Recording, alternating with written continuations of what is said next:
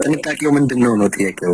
ምንድን ነበር ጥንቃቄ ይደረግ ሲል ያኔ በሚሉት ወቅት አይፈጸም ማለት የሰብአዊ መብት እንደዚህ በገፍ ሰራዊቱ በግዴለሽነት የሚፈጽሟቸው ነገሮች ካሉ ይቁም፣ ጥንቃቄ ይደረግ ነው እንትኑ።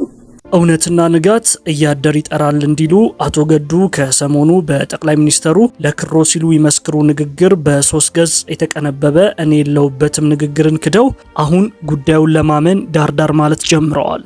ባለፈው ሳምንት ጠቅላይ ሚኒስትር አብይ በፓርላማ ቆይታቸው የኤርትራ ጦር በትግራይ በተደረገው ጦርነት ወቅት ከሽሬ እስከ መቀሌ ጫፍ ስለፈጸመው ግፍ ለምክር ቤቱ አብራርተዋል። በዚህ ንግግር ምስክር አድርገው የጠቀሷቸው ደግሞ በጦርነቱ ወቅት የውጭ ጉዳይ ሚኒስትር የነበሩትን አቶ ገዱ አንዳርጋቸውን ነው።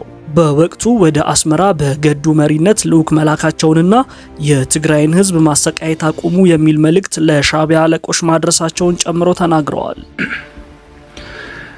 በትግራይ ውጊያ ሲጀመር የመጀመሪያው ዙር ውጊያ ሽሬ ካስለቀቅን በኋላ የኤርትራ ጦር ከኋላ ኋላ ተከትሎ ሽሬ ገብቶ የአንዳንድ ሰዎችን ግለሰቦች ቤት ማፍረስ፣ ፎቅ ማፍረስ ሲጀምር ጸብ ተጀምሯል። አልተናገርንም እንጂ አክሱም ይዘን ስናልፍ አክሱም ገብቶ ወጣቶች በጅምላ ሲረሽን ጸብ ተፋፍሟል። አድዋን ይዘን ስናልፍ አድዋ ሄዶ ፋብሪካዎች ሲፈታታ ሲሰርቅ ጸብ ተጋግሏል። አዲግራት ደርሰን የመድኃኒት ፋብሪካውን የሚነቀለውን ነቅለው የማይነቀለውን ሲያፈራርሱ ጸቡ ጫፍ ደርሷል። ግን የኢትዮጵያ መንግስት ያኔ በዚህም ለመዋጋት ብቃት አልነበረውም። ውስን ኃይል ነበረ። ሽሬን ከያዝን በኋላ ያጠቃነውን ጣት እንከተል ነበር እንጂ የያዝነውን ቦታ እያጸናን አንሄድም። ይህ ጉዳይ የተከበረው ምክር ቤት ለዛሬ ዋጋ የለውም። ለታሪክ ማንሳት የምንፈልገው ጉዳይ አክሱም ወጣቶች ሲገደሉ፣ አድዋ ሲዘረፍ፣ አዲግራት ሲዘረፍ በርካታ ኢንቮይ ወደ ኤርትራ ልክ ያለው የላኳቸው ሰዎች ገሚሱ አሁን ከኛ ጋር የሉም። ለምሳሌ ክቡር አቶ ገዱ ያኔ የውጭ ጉዳይ ሚኒስትር ነበሩ። ከአንዴም ሁለቴ ኤርትራ ልኬያቸዋለሁ።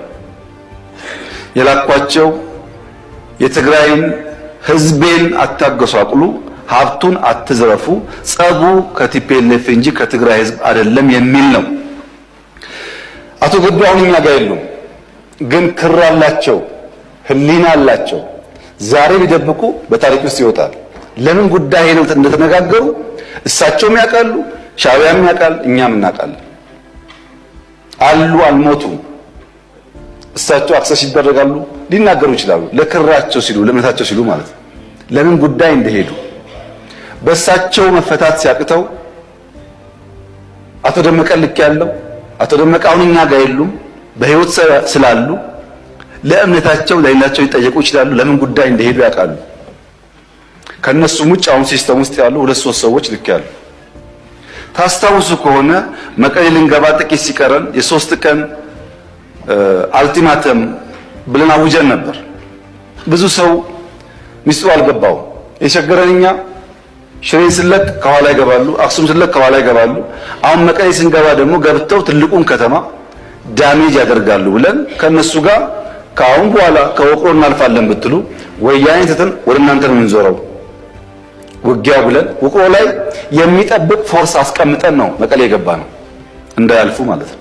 ከዚህ የፓርላማ ንግግራቸው በኋላ ምላሻቸው ሲጠበቅ የነበረው አቶ ገዱ በ3 ገጽ በተሰነደ ጽሁፋቸው ጠቅላዩን ውሸቶን ነው ሲሉ ጽሁፋቸውን አጠቃለዋል። ሆኖም ትላንት በቴዎድሮስ ጸጋይ በሚሰናዳው ሪዮት የዩቲዩብ ፕሮግራም ላይ አቶ ገዱ ጠቅላዩ እንዳሉት ለክራቸው ሲሉ ሀቅ አቋን መስክረዋል።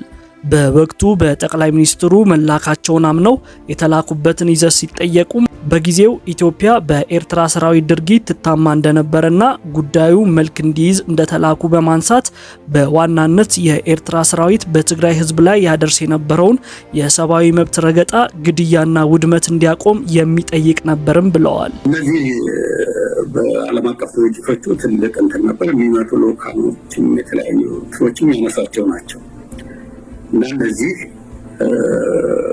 ወቀሳ በመንግስት ላይ ግፊቱ እየጠነከረ በመምጣቱ ምክንያት እዚህ ላይ ጥንቃቄ ይደረግ መባሉ ሎጂካልም ይመስለኛል። ጥንቃቄው ምንድነው ነው ጥያቄው? ምንድን ነበር ጥንቃቄ ይደረግ ሲል ያኔ በሚሉት ወቅት አይፈጸም ማለት የሰብአዊ መብት እንደዚህ በገፍ ሰራዊቱ በግዴለሽነት የሚፈጽሟቸው ነገሮች ካሉ ይቁም፣ ጥንቃቄ ይደረግ ነው እንትኑ እና ይሄ በህዝቡ ላይ የሚደርሱ የሰብአዊ መብት ረገጣዎች እንዲቆሙ ወታደሩ ጥንቃቄ ይደረግ፣ አስፈላጊው እርምት ይወሰድ ነው እና እንግዲህ በዛ መንገድ ነው እንትን የተባለው።